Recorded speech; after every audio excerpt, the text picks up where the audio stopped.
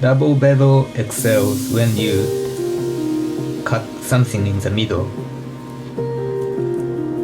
because the bevel pushes both sides of the material with equal amount of force, whereas single bevel excels when you do thin slice from one end.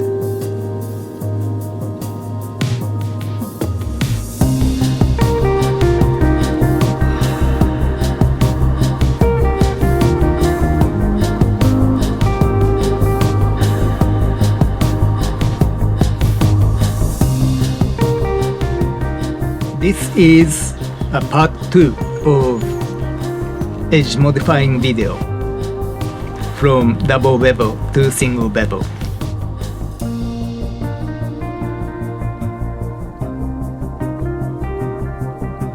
So let me quickly explain why you shouldn't do this on laminated blade.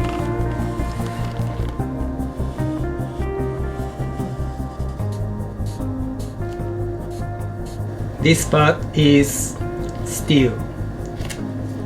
These parts are wrought iron. So if you do this, what's going to happen?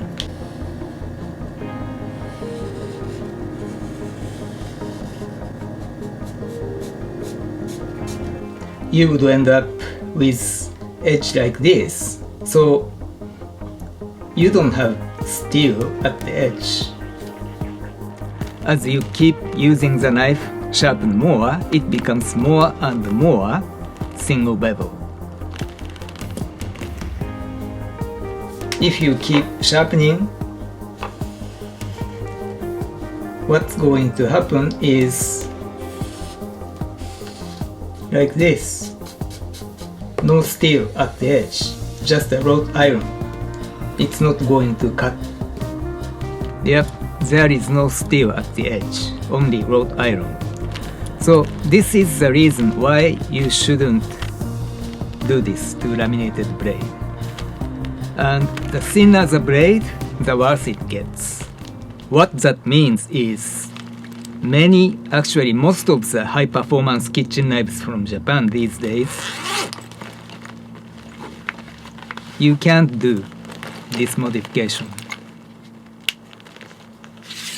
Shibata Kotetsu. This is one of the best from Japan right now, and it's thin, laminated. First of all, you don't need to do this kind of modification. If you think getting something like this and modify it, just buy single beveled slicer from the beginning.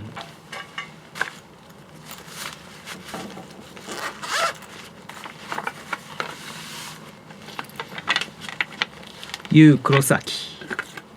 R2 Gyuto, same thing. This is laminated construction. And while it's slightly thicker than Shibata Kotetsu, you can't modify this one. Not only that, this bevel, actually this portion is slightly hollow grind shape. So no, you don't modify this. And it seems like a lot of people are still interested in Takamura R2 Santoku. No, you don't modify this one either. If you don't need the blade length, like 240, 270, for example, you are only use it at home in a small confined space, this is probably one of the best options. The geometry is nice, right from their factory. And the way they grind, not just the edge, but the entire blade, this is pretty much like Shibata Kotetsu at a lot more affordable price, less than half the price. The only downside is they don't make longer knives.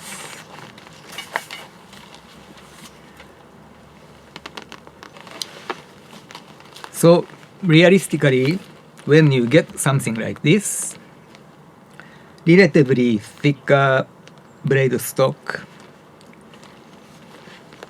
and monosteel construction, this knife is a really good candidate for modifying into single beveled or extreme asymmetrical bevel.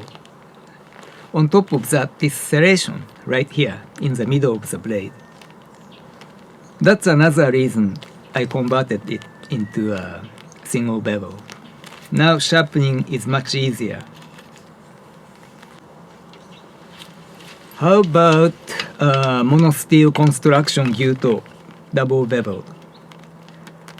I said most of the high-performance kitchen knives these days, they come as laminated construction, but there are still monosteel construction high-performance kitchen knives are available. This one from Tsukijima Samoto. I bought this 18 years ago. Not really 20, but close to 20 years old. So when you look at this profile, you can tell, okay, both of them are 240 millimeter size. And this looks more like slicer than gyuto. Now this is really useful for the kind of work I do. You know, I cut mostly fish. So if you search around, you can find something like this at a very reasonable price. And many of them, they come with asymmetrical bevel from the factory, like 60-40, 70-30 kind of asymmetrical bevel. So it's an easier place to start. Simply put, the reason you want to do, or I want to do this kind of modification is when I am going to use the knife for cutting green onion. You know, double beveled knife, they always slide toward the outside, no matter how sharp the edge is. No matter how sharp the edge at the very end of apex is. Because double beveled knife produces pushing out force on both sides equal amount. So if you are doing a lot of onion cutting or cutting sashimi, anything that requires thin, delicate control when cutting from one end, then yes, this makes sense. You want to tilt the knife slightly this way, only slightly. Never do this. Always either completely vertical or slightly tilted toward the outside. The reason is this.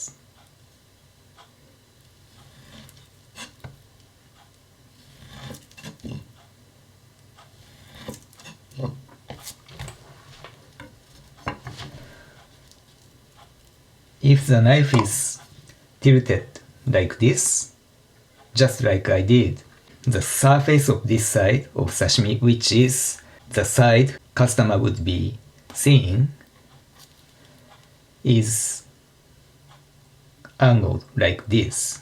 So when they go on the plate, these edges look sharper because it's slightly less than 90 degrees. If you cut like this angle, it doesn't look sharp. It's kinda, blunt. Looks ugly. So this is a mini tip. Or for your field knife, when you are working on the wood, I should actually bring the knife. So another good example is woodworking knife. For example, Mora, a lot of people swear by this, and I like Mora also. I have another one. The cheapest Mora companion is my favorite. This one is stainless steel. I also have non-stainless one, but so what I am saying is this is a kind of traditional Japanese woodworking knife.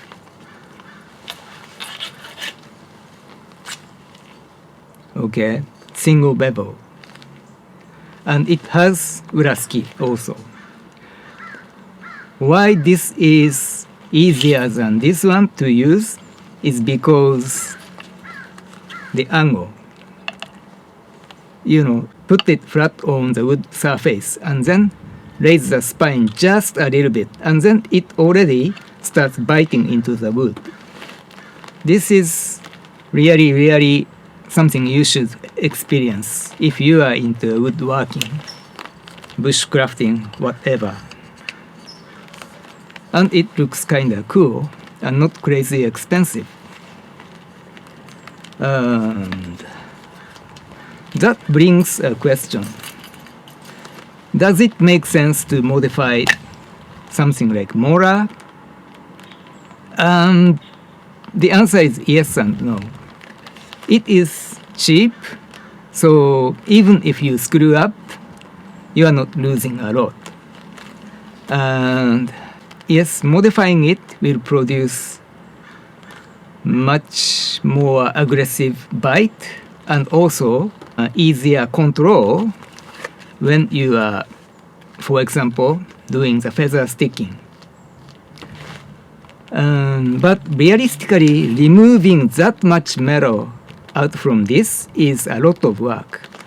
So realistically, I would say just trying to make a large radius convex on this side. Start from there. And the same thing with the folders.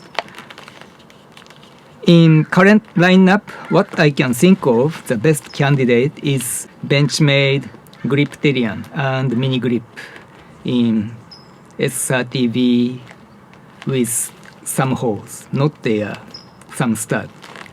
Because when you lay down the knife at extreme angle, you end up grinding, at least scratching some stud.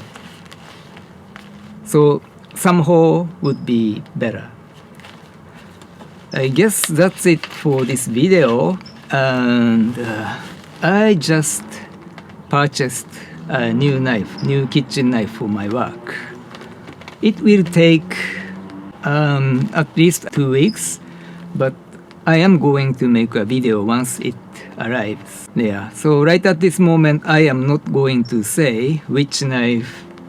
If my experience with this knife is really positive, I can openly start recommending it to the people. So see you in the next video. Thanks for watching. So now I am going to show you how modified single beveled and Yanagiba and double beveled perform when cutting a fish. So let's move into the kitchen. This is a little too wide. When you use this in the restaurant, what you would do is cut side off, the other side like this much. If I were doing this at work, start cutting sashimi from this end and start cutting nigiri for this end, or actually cut it like this. So this portion can be used for sashimi, and this portion actually just cut like this for nigiri.